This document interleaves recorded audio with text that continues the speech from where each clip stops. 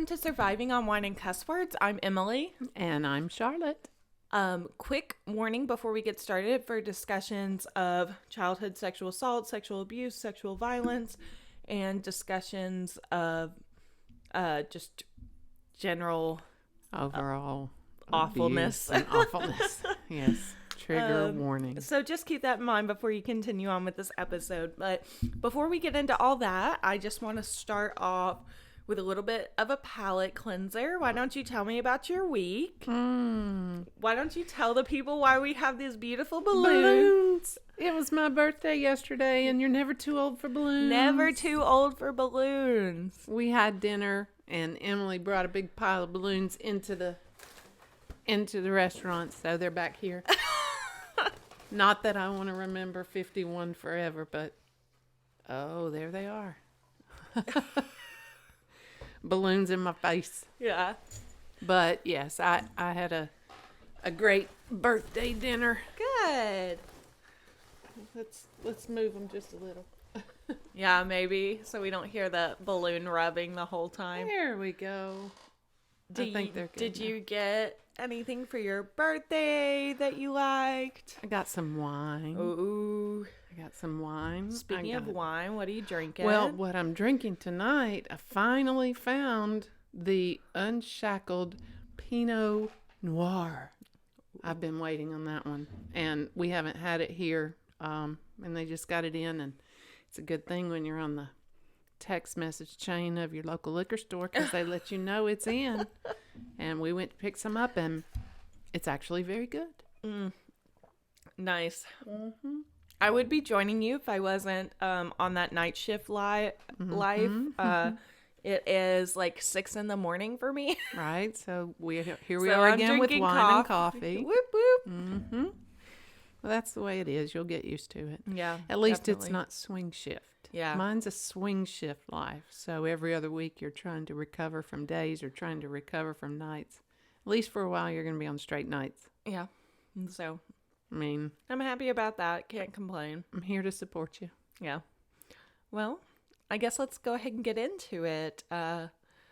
Where we left off last episode, we were kind of going into the trial and talking about what we experienced through the legal system as we pursued charges against my abuser.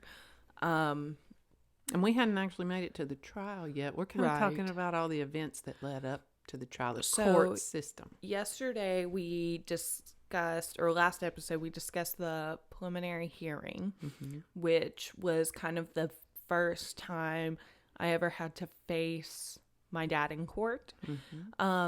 I figured we'd get into everything between the preliminary hearing leading up to the trial and kind of why it was such a hard process for us and what our decisions were and our thought processes were as the years crawled on, you know? Yeah, the years crawled on. We were just sitting here a minute ago looking at your journal, and you said something about an entry you had when you were still in high school, and I was like, you were still in high school when this started, and then you were in college when it ended? And So it was my senior year of high school and my freshman year of college. was encompassed.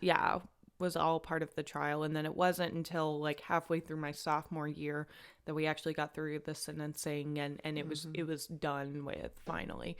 I was just reading through one of my journal entries, and one of them was during my senior year how I just really, really wanted the trial to be over before I went to college so that I didn't have to worry about the trial while I was in college. And so obviously that's Fail. not what happened. But, you know, we persisted, we got through it, and it's not impossible, even when it doesn't go your way. So we're just going to talk about that. That's a big part of what we're here for, is to let you know no matter which direction you branch off, it's okay, and you're going to get through it, and we're here to help and just to share our story. So we talked about the preliminary hearing. Mom, I was hoping, what came to my head after talking about the preliminary hearing was the civil court that we went through as well. Oh, with the restraining order? Yeah. I thought about that today, too, when I was walking. Yeah. And I thought, when did I do that and why? But I did it, and he came in the orange jumpsuit. Yeah, so he came in person. I was trying to think to myself, why did I file a restraining order at that point? And that was the only thing I could think of was simply because we didn't know if he was going to get out. Right. He still had, a bail option. Right.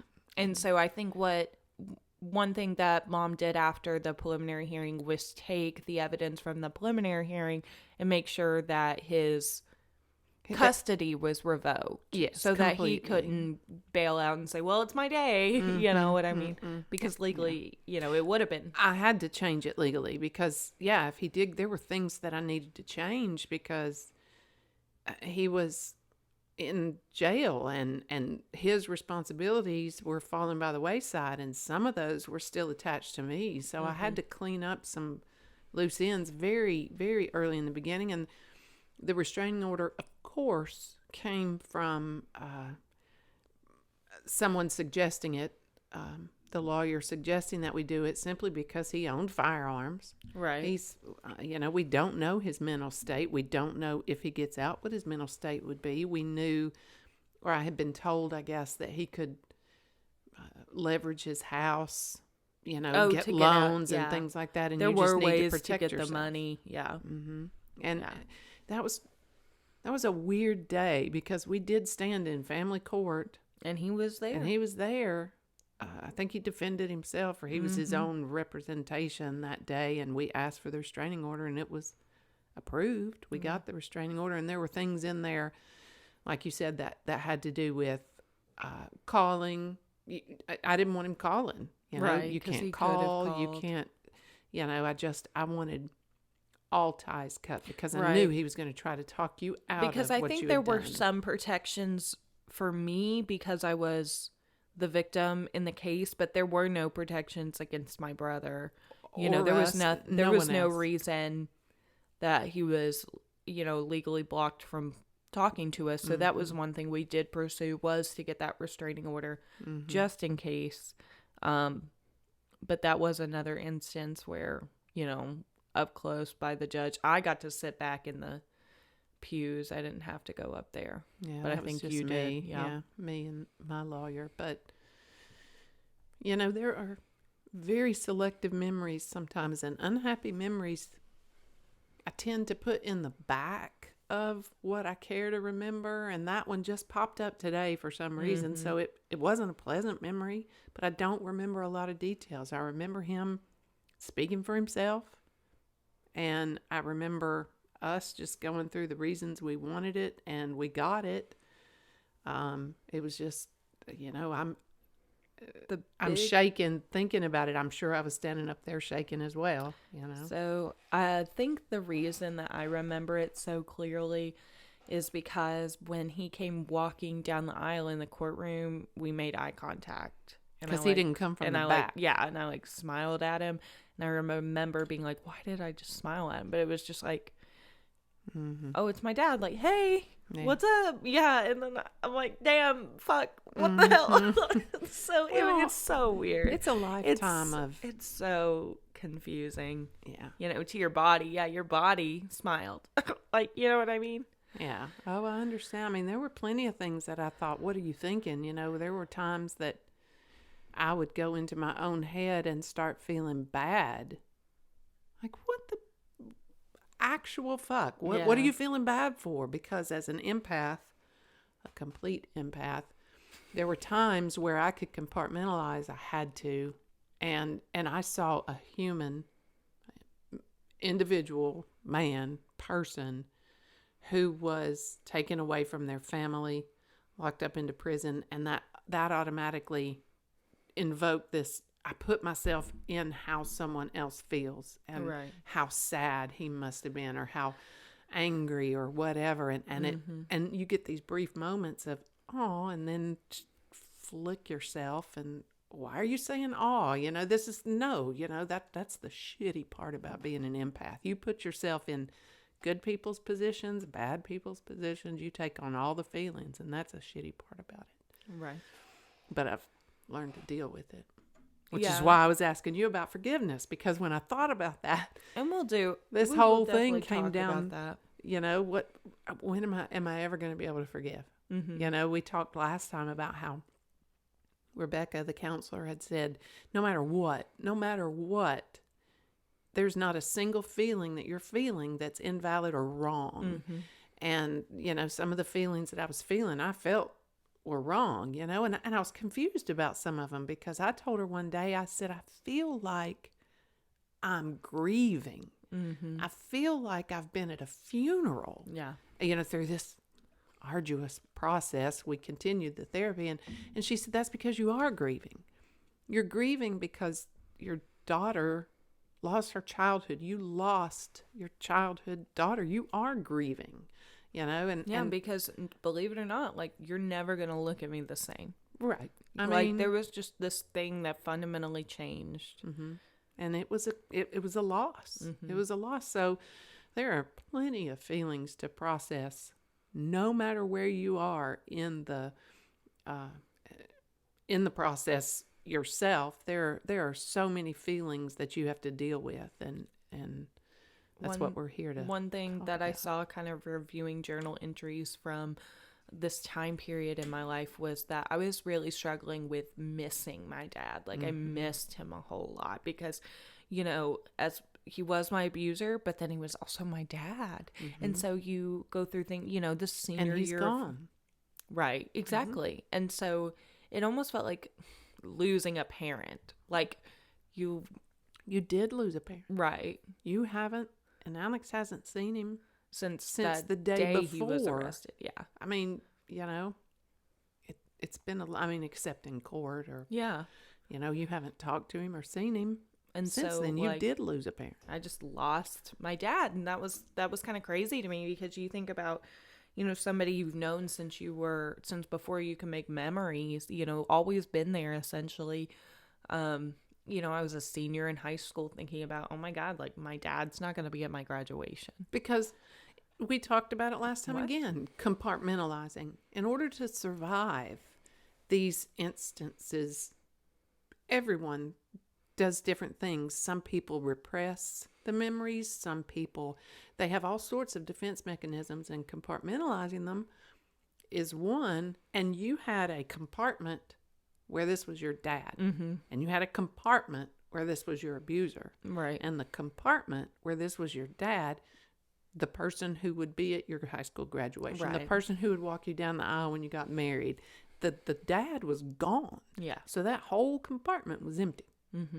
And of course there's going to be feelings of sadness there. Yeah. And then it rolls around with the feelings of guilt, because then you've got the abuser compartment, you know, it just, why am I feeling sad? But you have to process those feelings. You really do. Absolutely.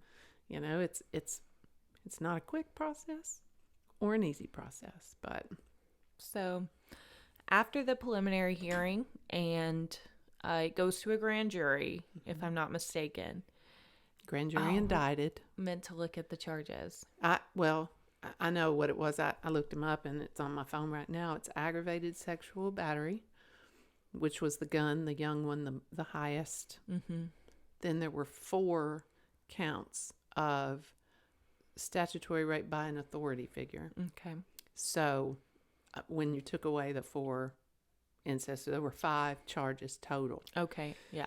But in the beginning, 9. You know, we went through almost the whole court process with 9. It was very close to the trial before they dropped the 4 incest. So, you know, we went to trial with 5 charges. Okay. But they indicted on 9, which meant the grand jury said, these 9 things fit with what you've told us, so he's going to be charged with these 9 things. Right. And that process started, you know, a whirlwind of emotions, and a whirlwind of me trying to figure out how to make things better, even just on the surface. You know, we were going through the trial, and I get this grand idea that we need to move out of the house. We need to buy a new house, because that house held all the memories. Yeah, that had been the house that we grew up in when my parents were married. And, I made that decision thinking this is going to be an absolutely wonderful start for all of us, a fresh start. And then Alex, he's trying to process all of this too. Yeah. He just tears me a new one about how you took me away from my childhood, the only home I'd ever known, the only home I ever knew. And you put me here and I didn't ask for this. And yeah, and I think that kind of goes back to what we talked about in the first episode where you wanted to get away and me and Alex wanted to cling on to normalcy. Right. And I just thought that was the best thing. And moving is stressful enough. And there I was saying, let's just go buy a house and move. And, we did it. And I'm glad we did it. I wouldn't have wanted to stay there. I'm very sorry that I sprung it on you guys and said we're doing this whether you like it or not. I didn't say that because nobody really objected in the beginning. Right. It was actually after we moved when people were not in their norm. Well, I think like we moved and it was nice. We had been in a smaller home and it was so nice to be in a bigger home, but in some ways we're spread out from each other. We're even more apart than we were before. And then things feel weird because it's not our home and God, things keep changing. They just keep changing. Yeah. What is happening? And the phone calls come and the texts come about court and about the things that are happening. We talked about it last time. Everything was so discouraging because it just seemed like it was never going to go our way. Yeah. What do you mean? We talked just a minute ago about how here you are in your senior year, thinking by summer, this will all be done. Right. In January of your senior year, it became evident this is not going to happen in the time period we want it to happen. Yeah, this is not going to happen before I go to college. Never ever thought you would have to go to college while this was still open. Yeah. Between the motion to sever the charges, the motion to not admit prior bad acts, things like that kill me. Right. I hear it on, like, when I listen to Morbid, they talk about some of these true crime things where there's this person who murdered 17 women, right, and cut their heads off, and murders one and gets caught for it, but the jury's not allowed to hear that he murdered the other 17. Right. That is so relevant. I just don't understand how that's a thing. Right. But that was part of it too. There was a motion to not admit prior bad acts, and what that was trying to keep out was, you see, it all comes full circle when you start to remember, was the restraining order. Because the restraining order listed all the things that he was accused of, and then he signed it saying, yes, I agree. I did this. And that's what they were trying to keep out. That was it. This is civil. These are the things we're going to list. Right. He signs it, then he's pretty much already said, I did these things.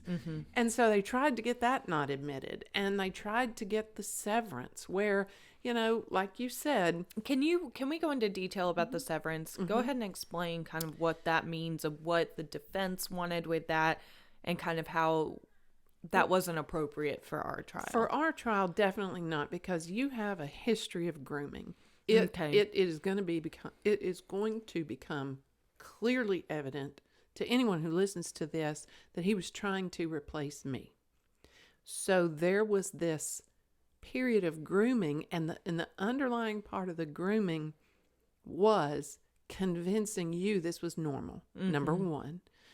Number two, that you two were the only ones that knew. Right. It was a secret to keep. It was a secret. But if you were to hear the charge when you were 9, the charge when you were 12, 13, 14, 15, together, it's like a jigsaw puzzle that tells you where the pieces go. Right. Like, it reveals a bigger picture. Holy crap. Yeah. First of all, the robe. You look just like your mom, and it just all starts, and you see this huge forest. You're up high and you see this forest, which is very detrimental for the defense because it's, okay, this one jury sees this forest and says guilty. Yeah. So their idea was, we need one jury to see this. And then we probably won't get the maximum sentence. Probably be guilty, but Because not it would the just maximum. look like one thing. off instance. And then a whole nother jury selection, the whole other issue to hear this one. A whole nother jury to hear this one. And the idea and the rolling the dice by the defense, in my opinion, no one ever said this to me, but it's the only thing that's logical, is that each one individually, if he were found guilty, would result in lesser time. When you add all 5 of them together and you're studying the whole case together, the sickness and the illness of the grooming is what was shown. And they were trying like crazy to get that out. And I almost thought they were going to. I almost thought, because we went in for a couple of court dates. Which, emotionally would have meant 2 different trials. 5 different trials 5 for different me. trials. So 5 different jury selections, 5 different times that you had to testify, and they knew that. That was another underhanded act by the defense us. to say, you get past the first 2 maybe, and you say, that's it, I'm done. I can't do this anymore. Yeah, I'd like to go on with my life, please. Right, Yeah. because they could have drugged this out Because forever. he's just sitting in jail. He didn't care to come in, It gets him out. over Gets him and out over. of the cell. Yeah, it's a fun day for him. I think they might even give you a sandwich when you're back in Yeah, the back. or something. I don't know. Yeah, I don't know that. But anyway, yeah, it was only to benefit the defense, which is like you said last time when we started that's where it went to. Defense. It's all about the defense and making sure that all of his rights are not trampled on. Exactly. And so we got to the day the judge was supposed to rule. You were in college by this point, I think. He was supposed to rule on the severance. And he comes up and he says, it's probably been 3 months since the last court date. And he says, well, I haven't had a chance to look at it. I haven't made my decision. Oh, my gosh. Yeah. Oh, my gosh. You have And one you just- job. you just can't rule help on that. this. You Rule. just- I know, but at the time. And I'm sure I drove all the way, an hour and a half from college to be there. And things like that can really, really start to get to you. They do. And it makes you not want to continue. One thing I would like to talk about in this episode is kind of physically how it affected us on court dates. Can we talk about that a little bit? You can talk about what you experienced when you knew a court date was coming up, and I'll kind of talk about mine. Well, you can go ahead. You can start, sure. So for me, I would have like nightmares and like horrible sleep the night before a court date, and then when I knew a court date was coming, it all happened after that severance. Right. That I would just start getting like physically ill when I knew I had a court date. I remember for the severance hearing, I needed to testify. That's what it was. That's why I had to be there. So when I had to go to court, I knew that it was coming just because my body really like physically was ill. During the severance, I had to testify. They had to show evidence to the judge that what happened when I was 9 and what happened when I was 12 and what happened when I was 16, like all of that was tied together. Yeah. Because you had never, to that point, had to go into as much detail as you did for that hearing. Right. Because the preliminary hearing, he only needed to hear a few little bit, things, like a couple sentences. Yeah. No, this was going to be, the first time that there were super detailed questions about each instance that they were bringing charges against. So, it was super scary. I remember I wasn't allowed to go in there until they called you. And they called my name. The bailiff came out and I like panicked and I like ran to the bathroom or something. Probably. And you came in there with me. She had to call my name twice. She had to. Every time you testified, with the exception of the actual trial, it was an open court. So, there were, again, people in there we didn't know, people waiting for their name to be called on the docket. So it was 10 times worse than just having to tell the story to anybody. Right. You know, that I know there were several times we had to recover you from the bathroom, but the judge always kept that in mind. Yeah, he knew he that you're a was 16, understanding. 17-year-old girl who's having to come in here and do this stuff. So Yeah, it was really hard. I remember the bailiff, like, having to walk me to the stand. Like, I physically just couldn't walk. She was, like, pushing me down the aisle. She was like, we can't wait anymore. Like, you have to come now. And the only thing I could do, because I couldn't be up there with you. Yeah, because you were a witness at the time. Like, well, no, in all the preliminary stuff, in all the trial, I was in the courtroom, and it was, Leslie and I, the assistant district attorney, you look at us, you make eye contact with us. Right. We are your support. I sat right in the front row, right behind her, looking around heads like, here I am, look at me. You don't have to look there. You don't have to look at him. It's all good. I remember the judge would have a really hard time hearing me because I would use the microphone he was right here. He was at this table over here on the left side, if I was sitting right here. And I would use the microphone to, like, cover his face in my peripheral vision so that I couldn't see him. And then he'd be like, I can't hear you, because the microphone would be here, and I'd be, like, kind of using it. And I'd be like, and I wouldn't want to turn my head this way because then I could see him out of this eye.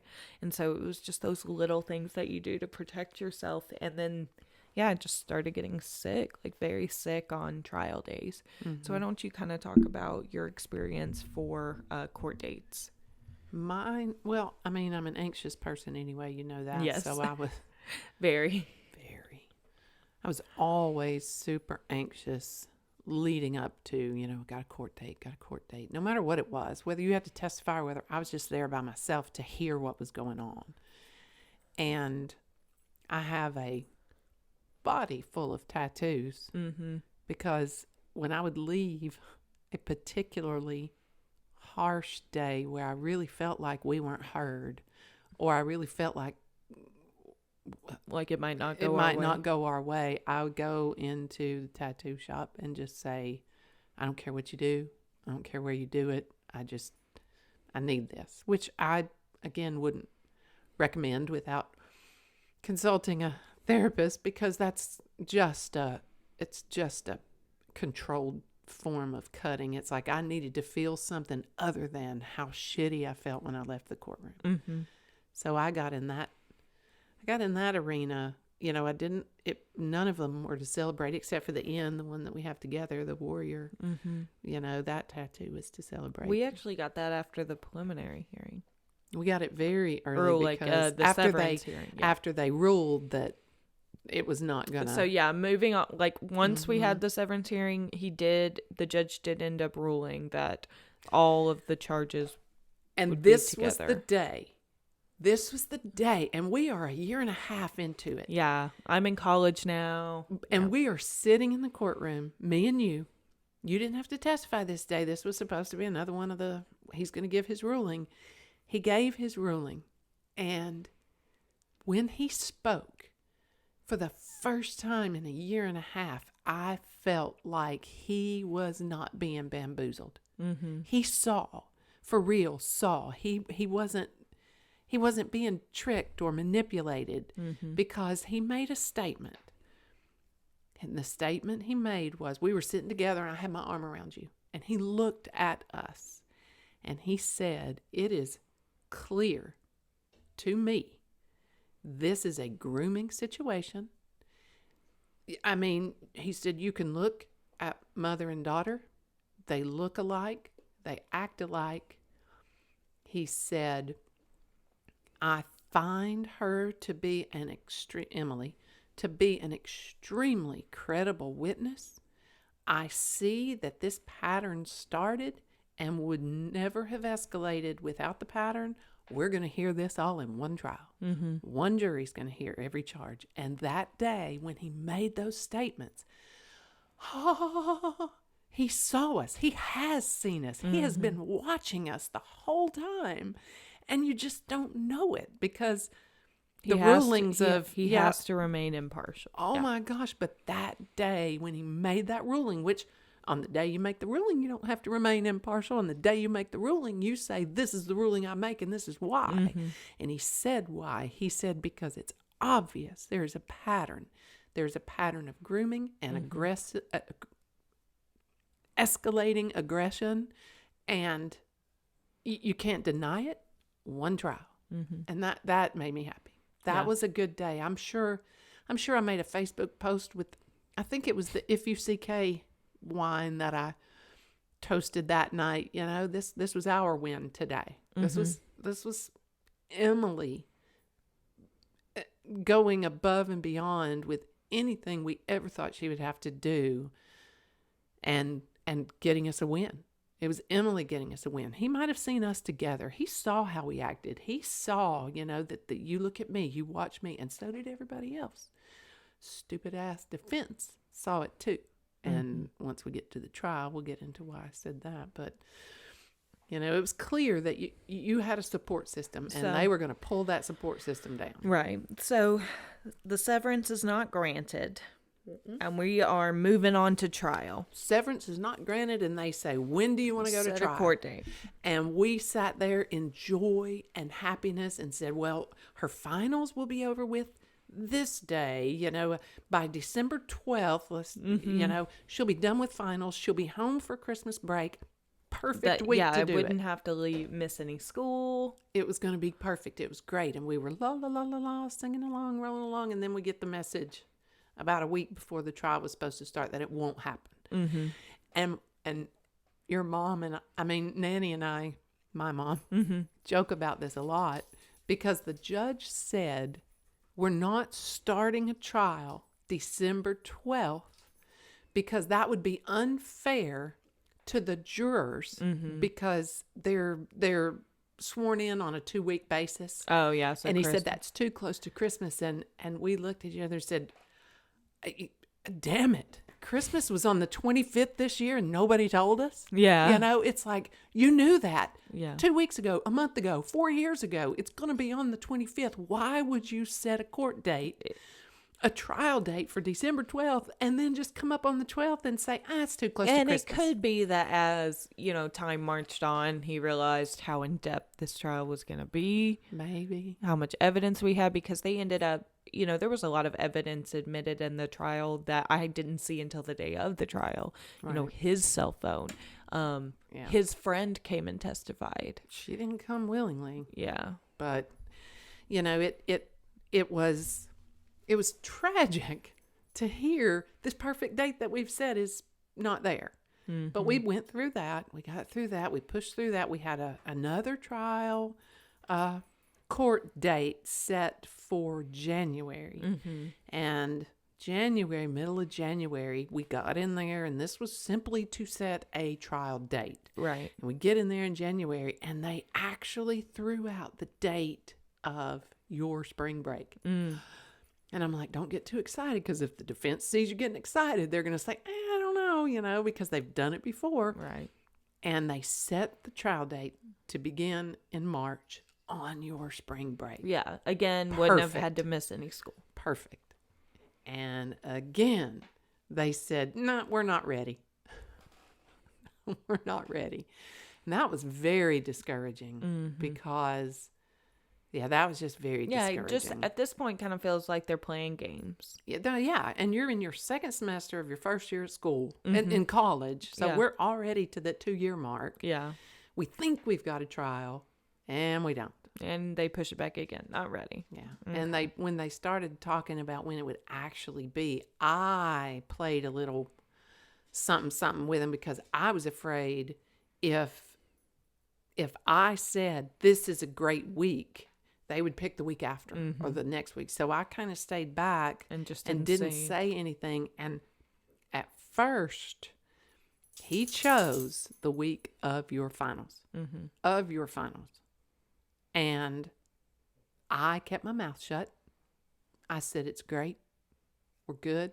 Next thing you know, I'm getting a message saying, no, they can't do it then. It's going to be the next week. I don't know what they were trying to do, and it could have been, it felt personal. I'm sure it wasn't, but it felt Yeah. personal. It felt like every time we had a perfect date, they weren't ready. Yeah, because we were also rearranging our lives to be there. Yeah. Me and you were both legally subpoenaed. Every time. Yeah. So, we had to be there. In any case that we could be called to be asked a question. Mm-hmm. So they settled on a date, and there it was, and we finally had it in April. And it was during my finals. It was the week before, wasn't it? You had like one final, and then the rest of the week was like, what did they call it? Cram week or something. Yeah.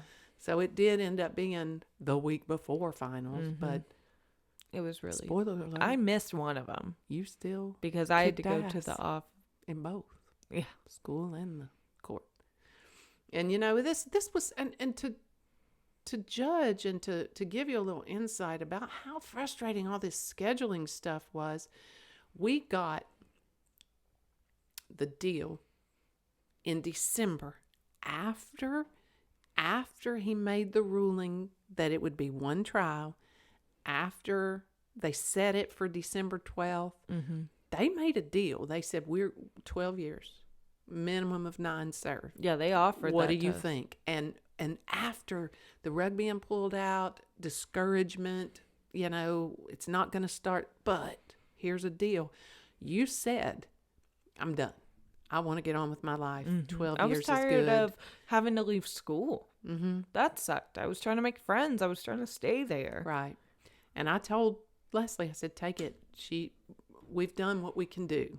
And 9 years served, 12-year sentence, we'll take it. And that was another rug pulled because we all had to go to court that day in December because it was all going to be signed. Yeah, we were going to take it. Yeah. It was 9 years. We had finally decided we're done with this trial. He was going to stand up and say, I did this. This is the punishment I accept. Sign the papers. That's it. We're done. And we got to court that day and he changed his mind. He said, no, never mind. I want my opportunity to stand in front of a jury of my peers and not tell them that I didn't do it.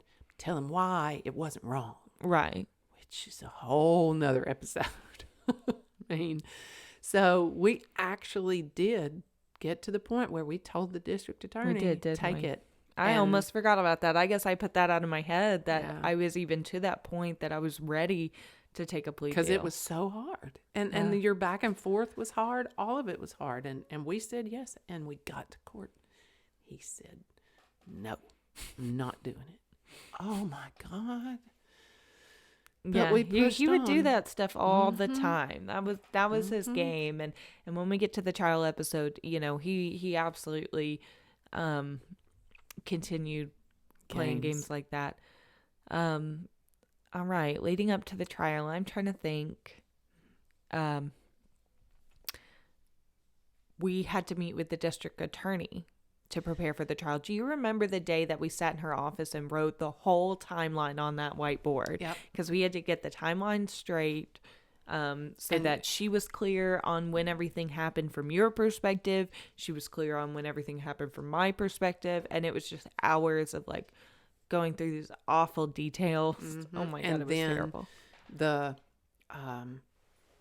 fact that she would write literally on this whiteboard, drew a line, and these are the years, and these are the days, and these are the months.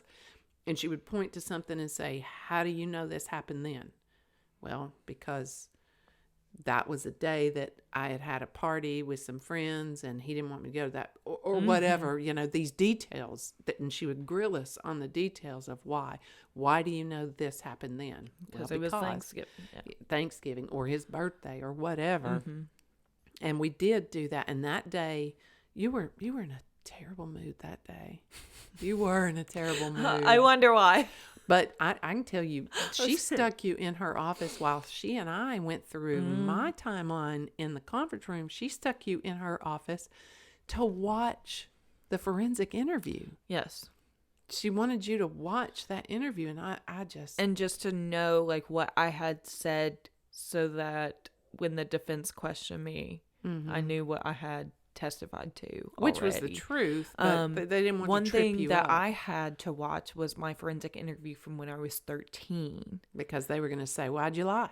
So which one were you lying in? Right. And so that was really hard to do, to watch, I'm probably 18 at this time, watching my little 13-year-old self, like, defend him so hardcore. That was so terrible to watch. It was so hard to watch.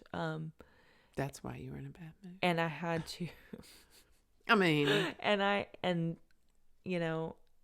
had to sit there and be prepared that the defense was going to grill me on this. Because she didn't want you to say, I don't know. If they came up and said, why did you say XYZ when you were 13, but ABC when you were 16? And you'd be like, I don't remember saying that. But though she wanted you to see what you said and the things you said in those, to get us prepared for it. And, it was a long day. It was a long day. And that was like 2 days before. And we'll get into more of the Children's Advocacy Center side of this in the future. But Rebecca, our counselor throughout this whole thing, when you turned 18, this is the Children's Advocacy Center. She had to let us go because this was a service for children. So when you turned 18 in August, before you went to college, we were no longer her clients. We had to move to another therapist, but we loved her, and I loved what she did for us. And right before the trial, the day after the DA was preparing us, I called her and she said, you know what? She said, I'm going to see this through to the end. You guys come and see me. And we went to see her the night before the trial so that she could help us. And I remember, I've got my picture in there in the china cabinet. I really couldn't talk about my feelings. There were so many emotions. And she said, draw it. Draw what you're feeling. And there's this picture, this elementary picture of this beautiful landscape across a bridge. And then it's like we're at the edge of the bridge and we are about to step across. Yeah. And we can do, and we left her office. She pretty much didn't say anything other than you can do it. Look, she took the last 2 years and said, look what you've done. Look where you've come and what you've come through. Tomorrow you can do it. And in preparation for this trial, I'm going to therapy, and part of the therapy, the process is to like write out everything that happened to you. And so that took, months. I had this like journal, and we would do it for like 15 minutes every session. I would like continue writing what had happened to me. The details. Yeah. Things. And then she threw away the book. Great. So, I mean, I say great.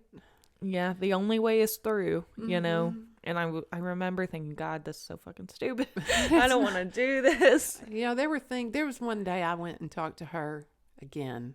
We'll talk later about them, but I went and talked to her, and I physically could not get out the words of what I was trying to say. And she was good about this drawing therapy. She was used to treating kids. Little kids. And there she was, handing me crayons and a piece of paper and said, draw what you're feeling. And it's like the most artistic crap that had ever left my body flowed out. And I was like, this is it. I'm here on this cloud, and it's surreal, and this cloud's got me surrounded, and I have no control of what's going on down below, and one day the cloud's going to be thin and it's just going to drop me. And there were these feelings that came out in this art therapy is great. Shout out to art therapy. Shout out art therapists for real. So, we finally got up to the trial. We got up to, here we go, and we're going to get into it. And that was a hard week too. Yeah. Prepping for the trial was really hard. We got a date set, and, with how much things have been changing, I'm like, God, at what point do I go tell my professors? Because, the date had been hopping all over the place. And at this time, I'm going for my bachelor's in chemical engineering. So I've done most of my prereqs. So I'm with, people who are doctorates of chemical engineers. They're not therapists. They're not, people. That's all I'm going to say. And so I remember being so nervous walking into my professor's office and handing her the subpoena, and my hands are shaking, and she looks at the subpoena and she hands it back to me. And she says, okay, well, if you can't be here for the makeup final, then you can take an incomplete in the class. And like my heart dropped, and I was like, really? I can't do some, Fine. I think I had a 99 in the class at the time. Like it was really just ridiculously high. And I just did not want to do that. I was tired of, having to change my life to fit this trial. And I think I ended up driving back for a day, like for a couple hours, to take an oral final in her office so that I didn't have to take a complete while the trial was going on. I drove back like real quick for a day. Possibly, maybe after the jury selection, because the day of jury selection, that was a lot of waiting, and they said it's too late in the afternoon to start anything, so we won't start till tomorrow. I don't remember, because you and I weren't supposed to see each other. We weren't supposed to be talking about the trial. We weren't supposed to be talking to each other at the time, because about we were the trial. Yeah, we were witnesses. I mean, because they said, our DAs said, Judge, I mean, their mother, daughter, son. Did Alex testify? No, he didn't. Okay. He never did. They can be trusted not to talk about the trial. And so he didn't make us sequester. He didn't make us go get a hotel room or live apart for that week. But I'm sure, you did what you had to do, because, like I said, you rocked both of them, the trial and the finals. So it can be done. It can be done. And if we're going to keep down this trail, then next time we can just go straight into the trial. Yeah. Is there anything else that you kind of want to set up about our legal experience moving up to the trial? It was just a lot of like trying to wrangle in our mental health while being strong enough to like continue, and being objective enough to continue on with the trial. I said last time there was only one day that I was alone in court, and that was the day it snowed that Nanny couldn't make it over. So for the most part, somebody was always there with me. Right. You or Nanny or somebody. Sorry about that. But I think that's pretty much all we had, to talk about before we get ready to kind of talk about what we experienced in the trial. Yeah, just some of the ins and outs and ups and downs. And the only word of wisdom I would leave would be, if you're in that process, no matter how shitty you feel, like nothing's going your way, trust it. Just because the favor they did us by granting him all the motions and all the things that they had to explore and try to do, the favor they did us was he was not able to come back and say, I didn't get a chance to do this, or I didn't get a chance to do that. They did us that favor. It's hard to see at the time. It's very hard to see at the time. But, when you go through every possible request, you can think of as a defense, and it gets, there's a hearing and a ruling on it. Yeah. The only thing you keep going as hard as it is. I think the important thing is just, take care of yourself. Really keep an eye on your mental health. Do what you need. Just because you didn't want to testify doesn't mean it didn't happen. True. Because there are a lot of barriers to getting up in front of, even financially. I mean, you think about how many days we took off work just to be there. I mean, there are just so many situations that would lead people not to be able to do this. It is not an easy process. It is not a process that's cohesive to, honestly, good healing, because you're reliving this moment all the time. And so we are going to go into the trial on the next episode. We actually have the trial transcript that we are going to be reading excerpts from to kind of explain what was experienced. We'll hopefully get it done in one episode. I don't think I want to break that up. I know. But it's it'll 400 and something pages. Well, we'll go through and pull out, important parts that we want to talk about. Yeah. Mom, do you have any parting words for these beautiful people for the rest of their week? The beautiful people, I hope, have a beautiful week. Smile. If you're in this, if you are in this or thinking about being in this, we are here for you. survivingonwineandcusswords@gmail.com. We'll give you any words of advice you want. We'll give you any help you want. Even if there's just somebody, even if it's just something you've experienced that you've never told somebody, like, please just send us a message if you feel comfortable just telling us. I mean, we won't tell anybody. We're not. But just to know that, you got it out there and there's somebody out there thinking about you and empathizing with you as another survivor.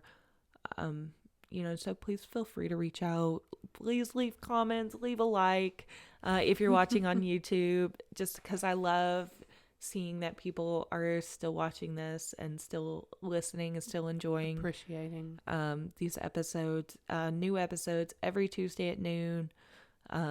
That's kind of when we're going to be posting from now on. We also have a website, survivingonwineandcusswords.com. It's a lot of stuff, but it has these episodes on it, and we'll very soon have the podcast link on it. Yeah, where you can just listen to the audio without having to go on YouTube.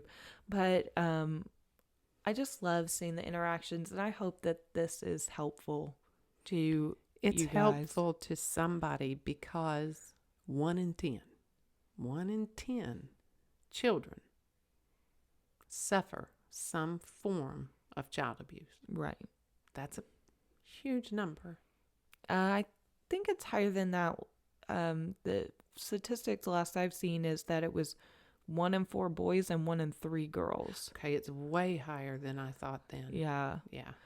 Which we can go into in another time, but we're gonna fact check that. Somebody but from mental, last I saw, that was one thing that the therapist said is that 1 in 3 girls before the age of 18 will experience sexual abuse.